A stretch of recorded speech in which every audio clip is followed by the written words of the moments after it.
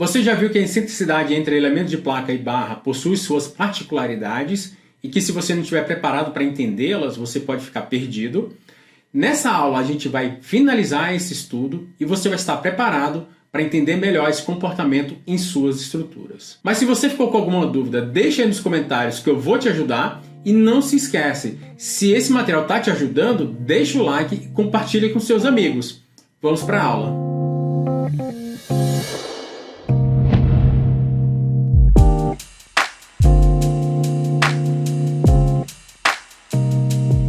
Então, primeiro, se eu pegar agora o esforço normal aqui desse conjunto e pedir para que o CIA exiba para mim, o que eu vou ter? Eu vou ter um esforço normal de tração.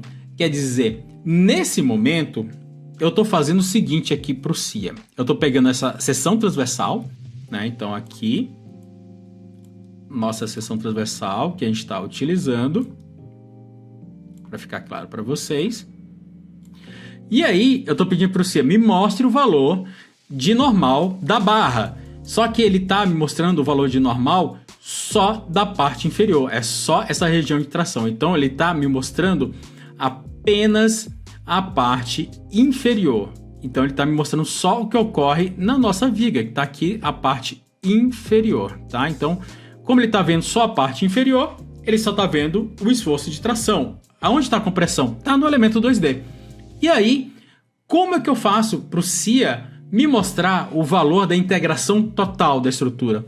Eu venho aqui no CIA, clico em nervura. Então, se esse elemento de barra é uma nervura, então vou clicar aqui ó, no elemento 1D, vocês vão ver que ele está nervura de laje, tá? Na hora que você faz aquela conexão com nervura de laje, ele transforma em nervura esse elemento, e na hora que ele transforma em nervura, você pode clicar aqui na função nervura, e agora, quando eu clico em nervura, o CIA vai integrar para mim os resultados considerando a viga e o que está ocorrendo na laje na sua largura efetiva dessa viga. Podem ver que aqui a gente tem uma área mais acinzentada. Isso aqui é a largura efetiva dessa viga. Então agora ele vai integrar para mim toda essa região do T, tanto embaixo como a laje aqui também. Se eu mandar integrar tudo, vocês vão perceber que os valores praticamente viram nulos, fica igual essa situação anterior. Tem uma pequena singularidade nesse ponto. Se eu aumentar a malha aqui, a tendência é essa singularidade diminuir. Mas você basicamente vai ter a mesma situação desse caso aqui. Você vai estar vendo o resultado da integração de toda a região, né, em toda a seção T, e aí você não tem esforço normal. Então, qual é o ponto-chave aqui? Geralmente, o pessoal lança, ele não lança como nervura. Eles fazem o seguinte, eles lançam a viga e simplesmente chegam lá na configuração da viga, né? Então aqui, nessa configuração de viga, ele diz a viga é excêntrica. Então, manualmente, eles jogam essa viga lá para baixo. E aí, quando você vai ver os resultados de esforço nessa viga, você está vendo sempre apenas o resultado da viga que está embaixo, só normal, momento, tudo da viga que está embaixo, nunca a seção em T integrada. E aí que vem os pontos de dúvidas. Geralmente, pessoal, a primeira dúvida que o pessoal tem quando faz isso, né? Que a gente pode, no caso aqui dos nossos resultados, simular tirando a integração de toda a seção. O primeiro ponto de dúvida é justamente a normal. Quando você clica em normal, nessa situação aqui, né? Então, normal. Você vai ter uma elevada normal e a pessoa não espera que ocorra essa elevada normal nessa viga. Mas quer dizer que essa normal está vindo apenas do equilíbrio da viga com a laje. Se você pegar a seção inteira T, você não tem isso, como eu demonstrei. Claro que você tem situações e situações. Se você pegar aqui uma situação onde eu tenho uma viga, apenas uma viga, né? Isolada e uma grande laje, a minha largura efetiva vai ser pequena. Então a minha largura efetiva, no final das contas, vai ser só essa região aqui. Você tem como alterar também esse cálculo de larguras efetivas do CIA.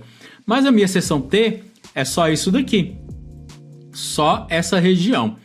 E aí, se a gente pensar novamente no equilíbrio, eu vou ter a tração ocorrendo aqui, né? E depois eu vou ter a compressão ocorrendo aqui. Só que essa compressão, ela não está só na região da largura efetiva, ela vai ocorrendo nessa região aqui, só que aí ela vai diminuindo ao longo, eu me distancio da minha viga. Então você vai ter uma redução aqui, mas você vai ter esforços normais ocorrendo nessa região também. Então nesse caso dessa viga em específico, se eu pedir aqui o equilíbrio, então eu vou pegar o nosso elemento, deixa eu chegar mais próximo aqui para ter certeza que estou pegando o elemento, estou pegando. Então se eu pedir a normal desse elemento isoladamente, eu tenho um valor de quase 400, 397. Se eu peço para ele equilibrar os esforços em toda a seção T, vou clicar aqui, vou atualizar, vocês vão ver que ainda tenho 300 de tração ocorrendo nessa normal. E aonde que estão esses 300 de tração? Estão fora da minha região da seção T. O equilíbrio está ocorrendo fora dessa região. Então, se eu clicar, por exemplo, nesses trechos que estão aqui fora, e aqui eu tenho as funcionalidades do SIA, como, por exemplo, faixa de integração. Na faixa de integração, eu lanço em cima de uma laje e transformo o resultado da laje em resultado de viga. Então, se eu pego essa faixa de integração aqui e peço para atualizar, e mais um detalhe importante, você tem que clicar aqui, ó, faixa de integração ou elemento de integração, clica aqui para aparecer os resultados, tá? Senão ele não mostra o resultado das faixas. Então, ao clicar aqui, agora a gente vê que aqui eu tenho a tração e para cada lado eu tenho 150 de compressão. Quer dizer, se eu pegar o equilíbrio de todo esse conjunto de uma vez só, eu vou ter novamente a normal nula, porque eu estarei anulando ou equilibrando essa tração com essa compressão que está ocorrendo fora da região da seção T. Então, quando você utiliza vigas excêntricas em relação ao elemento 2D, você vai ter que lidar com essa questão do equilíbrio dos esforços entre a seção que está embaixo e a laje 2D que está em cima. Então, fique sempre atento que isso ocorre. Bom, vamos voltar lá para o nosso PowerPoint. Então aqui no nosso PowerPoint a gente vai ter todos aqueles comentários que eu fiz, né, para vocês entenderem ou relembrarem melhor o que foi dito aí nas explicações. Claro que vocês têm os vídeos para sempre olhar novamente, mas aqui eu tenho um resumo de tudo que foi falado.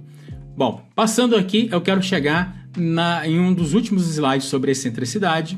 Então aqui a questão da seção T, que você não tem os esforços normais. Aqui, quando você tem o T formado pelo conjunto elemento 1D e elemento 2D, você tem que ter o equilíbrio entre os dois, né? Bom, dando sequência, a gente tem no livro do G.A. Hornbach, que é um livro mais voltado a elementos finitos com concreto, mas é uns poucos livros que fala muito bem dessa questão aí da excentricidade entre elementos 2D e elementos 1D. Então, aqui ele mostra que a gente tem o sistema real.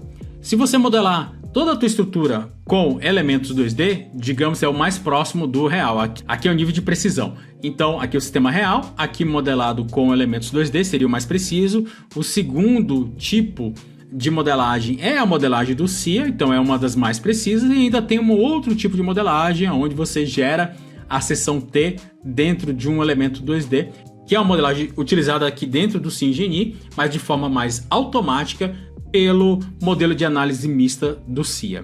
Então, isso tudo é sobre excentricidade, e o que eu quero chamar a atenção de vocês é: toda vez que vocês lançam excentricidades de cálculo, no SIA tem como lançar excentricidades de cálculo e excentricidades que não são consideradas no cálculo, que é o modelo estrutural, mas toda vez que você lança excentricidades de cálculo no seu modelo, você vai ter alteração do comportamento das estruturas, seja em relação a deformações, seja em relação a esforços internos, como eu demonstrei aqui nesses exemplos.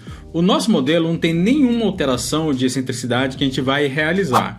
Então, vamos diretamente agora para a parte de rótulas versus ligações. Vamos ver isso na próxima aula. Eu tenho certeza que alguma dica vai te ajudar nos seus projetos. Então, até lá!